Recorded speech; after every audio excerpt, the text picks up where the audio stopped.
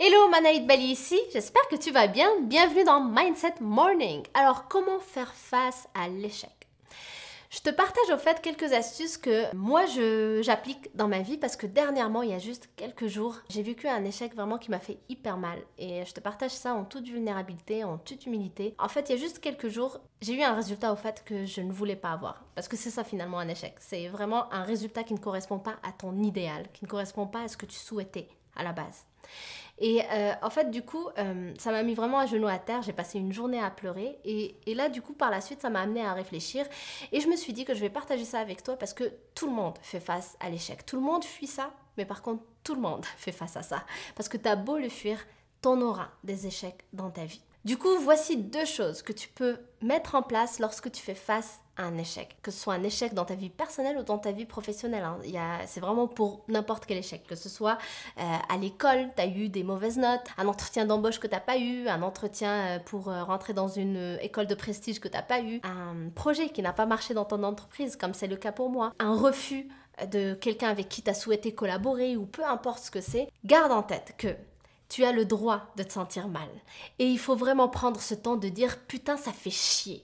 Parce que moi, c'était ça, ça me faisait chier et ça me fait encore chier. Alors, à des degrés inférieurs à ce que j'ai connu il y a 3 jours, mais ça fait chier et il faut se le dire, il faut l'accepter et il faut vivre cette émotion-là parce que c'est la seule manière de faire son deuil, entre guillemets, de cet échec-là.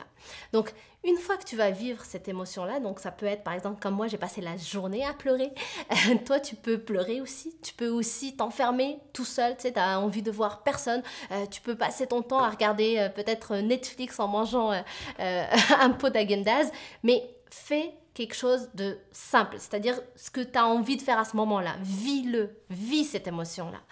Et par la suite, une fois que tu te donnes le temps, que ce soit une demi-journée, une heure, une journée, peu importe, c'est toi qui décides. À partir de ce moment-là, tu auras fait ton deuil. Et à ce moment-là, donc, tu peux aller chercher d'autres solutions ou aller voir plus loin. Mais le jour J, le jour où ça te fait mal, ce n'est pas une journée pour décider quoi que ce soit. Que ce soit continuer dans cette direction, que ce soit refaire ce que tu viens de rater, que ce soit arrêter, abandonner, ce n'est pas une journée pour prendre cette décision-là. Prends juste le temps de vivre ton émotion. Par la suite, deuxième chose que tu vas faire une fois que tu auras vécu donc ton émotion, c'est que tu vas te rappeler pourquoi à la base tu t'es lancé dans cette direction-là. Pourquoi tu veux faire cette chose-là qui te tient à cœur ou cette chose-là pour laquelle tu as fait tant d'efforts. Rappelle-toi ton pourquoi. C'est ça qui va te permettre de décider si tu dois continuer ou pas.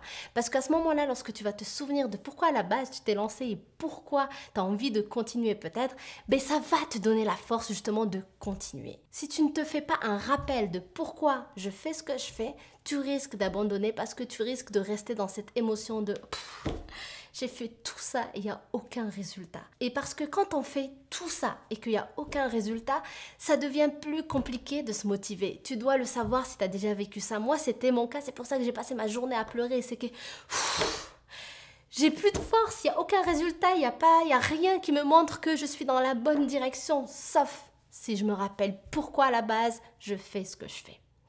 Et une fois que je me suis rappelé justement moi mon pourquoi, ben ça m'a tout de suite donné la force de continuer malgré que les résultats que je voulais voir ne sont pas encore présents. Et c'est à ce moment-là que tu peux te dire c'est peut-être juste une question de temps et donc c'est seulement à ce moment-là que tu peux décider si tu dois continuer ou pas.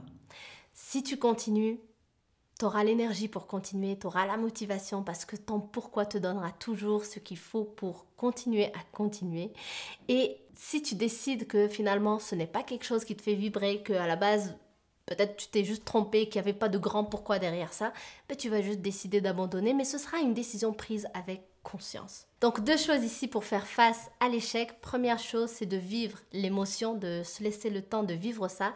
Et deuxièmement, de se rappeler pourquoi à la base je suis en train de faire ça ou pourquoi à la base je me suis lancée dans cette direction-là. Donc j'espère vraiment que cette vidéo t'aide. Je te laisse avec cette citation de Jim Carrey qui dit « You can fail at what you don't want, so you might as well take a chance on doing what you love. » Tu peux échouer dans des choses que tu n'aimes pas du tout. Donc autant échouer dans des choses que tu aimes. Au moins, tu auras essayé de faire ce que tu aimes faire et de vivre selon tes propres règles.